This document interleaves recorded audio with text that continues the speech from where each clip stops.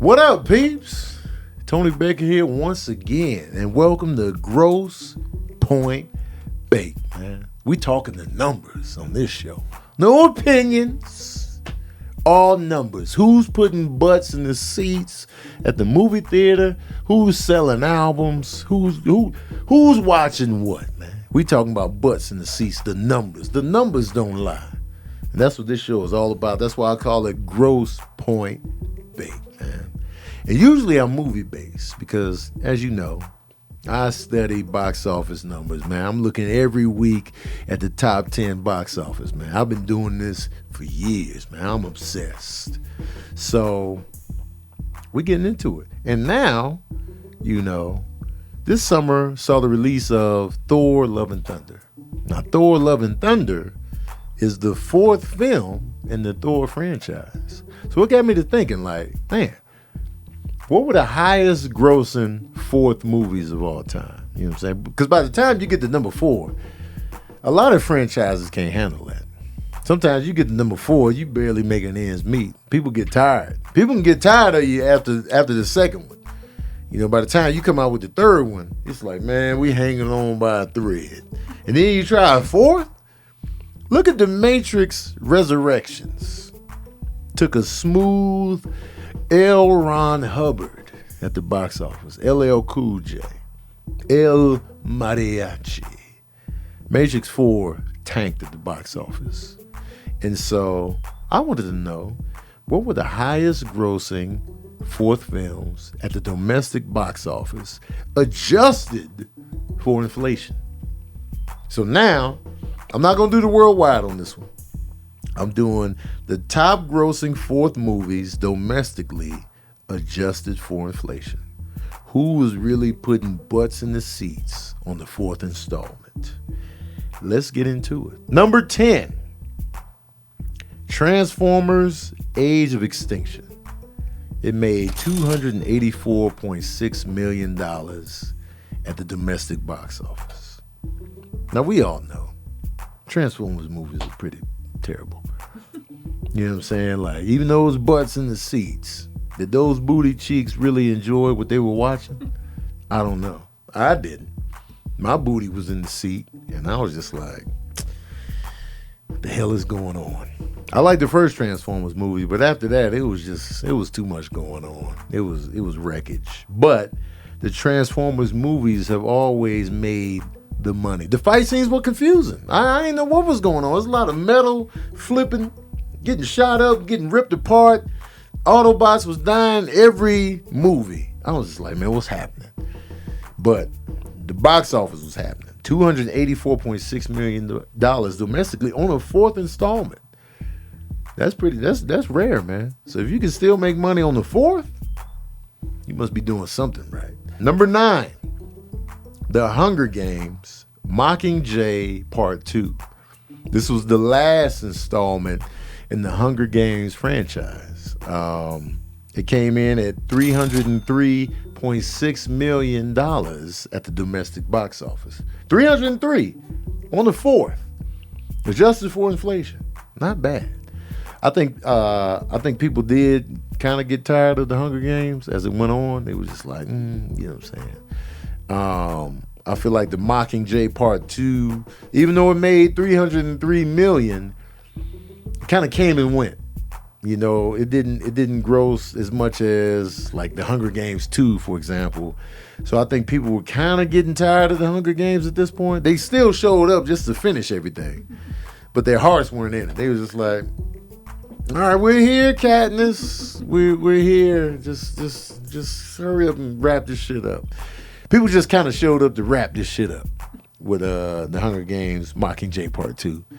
But it made that money. You know what I'm saying? And it's on the top 10 list. So, hey, that's an achievement right there.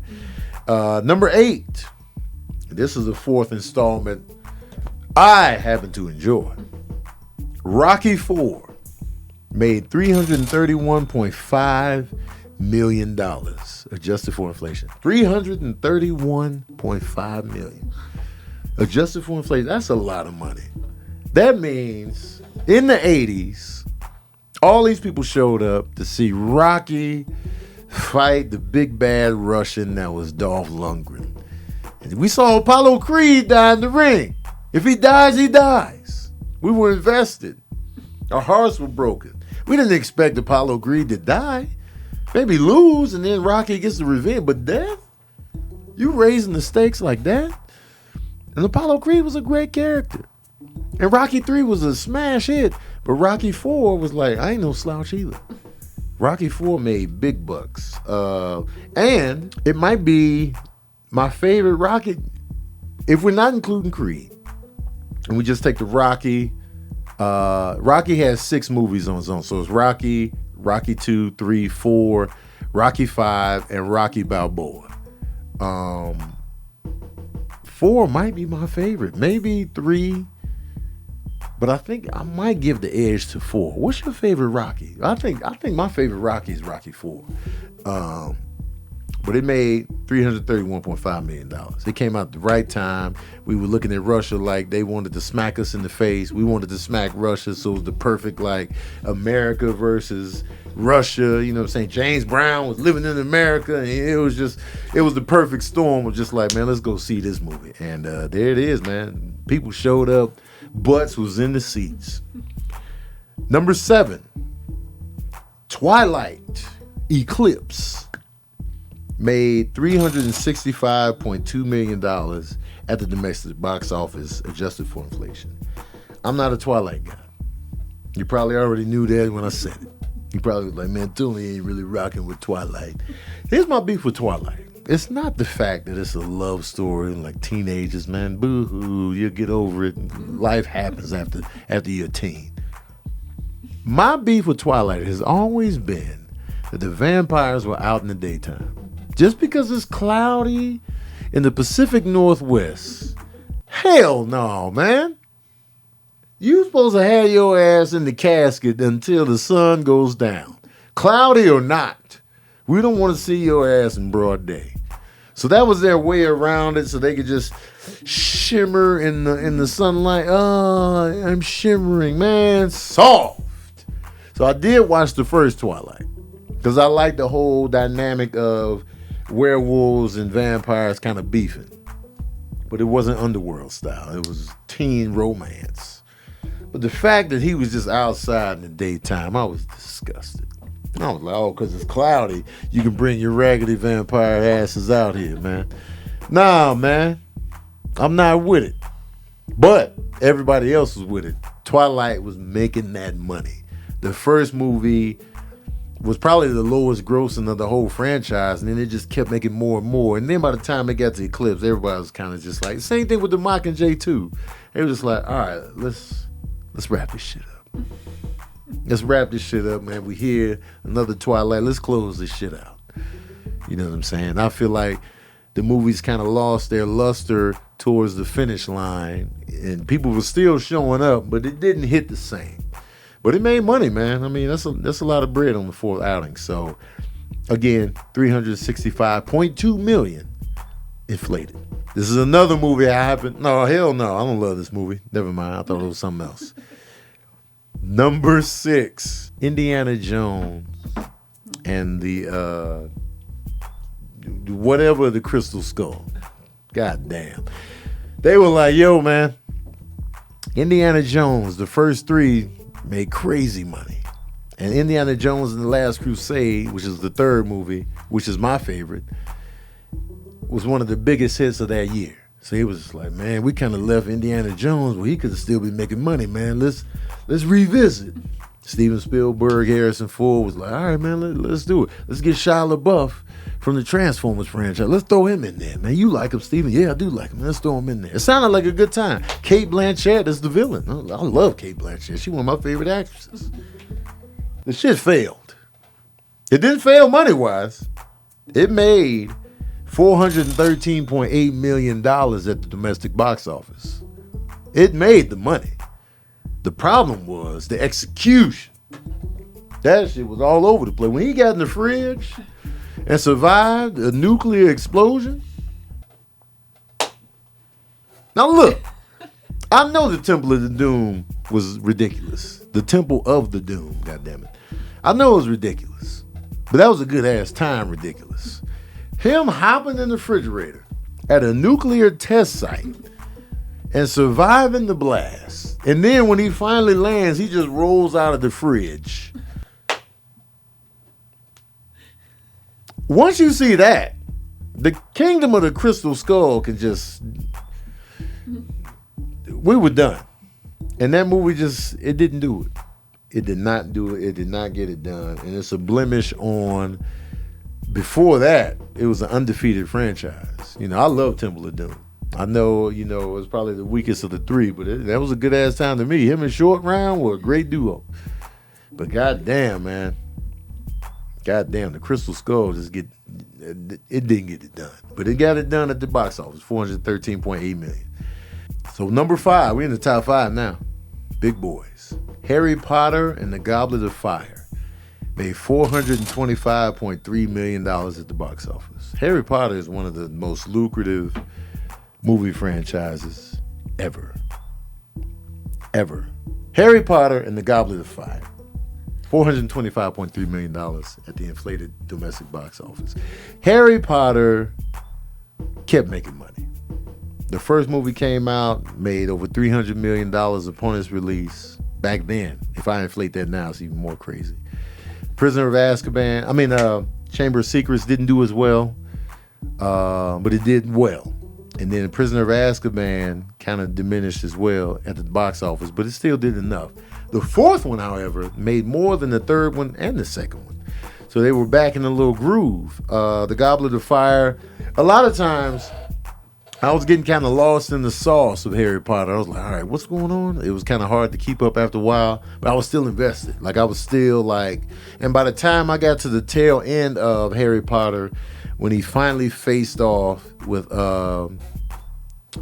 Voldemort, we were all in. We were like, Harry Potter wasn't a situation of, all right, let's wrap this shit up. By the time we got to the end, we were like, finally. We about to get down to it now. We were all invested. The Deathly Hallows was just breaking records at the time. So the Goblet of Fire, though, for a fourth installment, kind of rejuvenated the franchise in terms of box office results. And so this is a fourth one where it's just like, all right, we gearing back up. We got a second win, baby. And so that helped carry the franchise throughout until they finished with the Deathly Hallows Part 2. So the Goblet of Fire actually did its thing, much like Rocky IV did. Number 4. Now we're going to have a big jump in box office gross.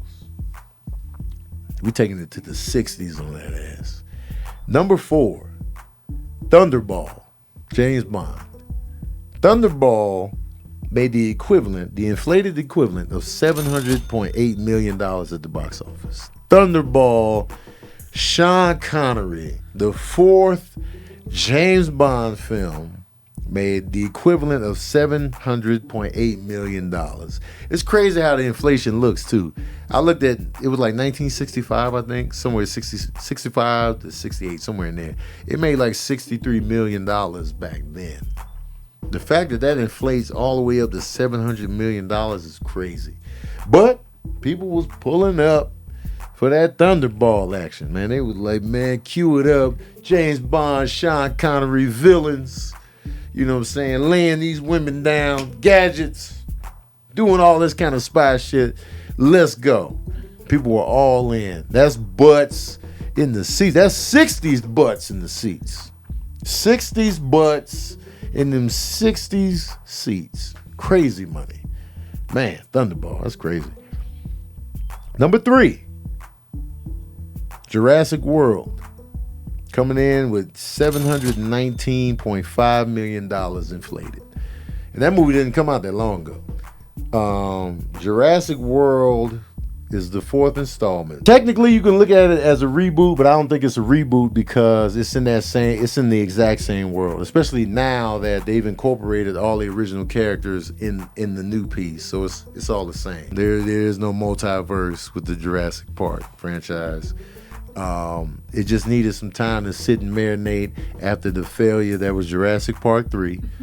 And so they came in, they had new cast members, a new vibe, and the numbers went crazy. People pulled up for Jurassic World, and in record numbers at the time, and they was just like, yo, man, we want in on these dinosaurs again.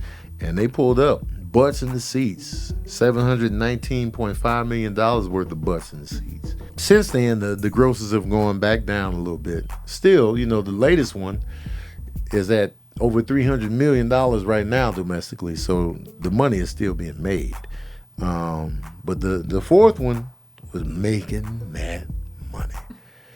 Number 2, The Phantom Menace. Episode 1, The Phantom Menace. Even though it's technically the 4th Star Wars movie, even though it says Episode 1, we all know it's the 4th one. That made the equivalent of $846.2 million at the box office. It came out in 1999 and broke records. People was camped out. It was a movement. Even though the people look back on that movie now and be like, man, turn this off. In the moment, everybody was all in. You know what I'm saying? Star Wars is back. George Lucas, we back, baby. We looking at young Anakin. He was a little kid. Y'all talked about this little kid so bad he quit acting. Jar Jar Binks ruined everybody's lives. If it wasn't for the fight scene between Obi-Wan, Liam Neeson's character, I can never say his name, Qui-Gon Jinn or whatever.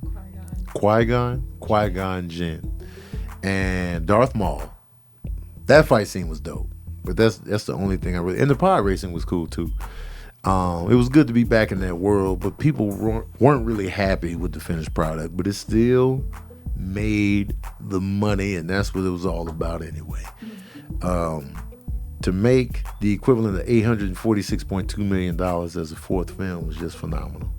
So, George Lucas, you did it again, goddammit. And the number one 4th film of all time at the domestic box office, adjusted for inflation. Avengers Endgame. Avengers Endgame, some of y'all probably already guessed it in your mind. Avengers Endgame made $892.6 million adjusted for inflation in the U.S. alone. Worldwide is crazy, but just in the U.S. Avengers Endgame was a goddamn movement. You had to be there. It was like, if you didn't go, what is you doing? What you doing? No, you had to do nothing but watch this. They set it up beautifully because of Infinity War. Infinity War was so good and so well done that we had to see Endgame. You had to. There was no, I'm going to watch Infinity War and not watch Endgame. There was none of that. They cliffhangered your ass so good that we were like, I got to see what's going to happen next. No, it ain't no way this just happened. I'll never forget it. In the movie theater watching Infinity War, it ended with so many heroes fading away into nothing. The theater was bone silent. They was like, oh, quiet in that movie theater. They were just like, no. Done. I was like, oh my God. And so when Endgame came out, we had to be in the building. We have to see this through. And when I tell you the second half of Endgame was like a sporting event, I had never seen that much energy in the movie theater since I was a kid in the 80s. It was fantastic. It was like we were watching a soccer game, a football game. When the fight finally started and it was going down, the crowd was electric. I'm telling you, it was like a party in that goddamn movie theater. So it was an event. It was just like, if you didn't see it opening weekend where everybody was going crazy bananas, everybody was drooling, you missed out on a truly dope experience. And I'm glad I went opening weekend. And I'm glad it's number 1 because I actually like it. So Endgame is the most successful to date 4th film domestically of all time. Avengers Endgame. Let me know what you thought of this list in the comment section below. Are you surprised at any of the movies here? And also, Out of these 10 films, what's your favorite? What's your favorite and least favorite of these 10 films? Let me know. What's your favorite and least favorite of the 10 films? I think my least favorite is Twilight, for sure. Least favorite is Twilight. Okay. I'm going to go Rocky. Yeah. Rocky 4. Rocky 4 That's your favorite. Good pick. Rocky 4 is a movement. I'm going to go with least favorite. I didn't see Twilight 4 or Hunger Games 4.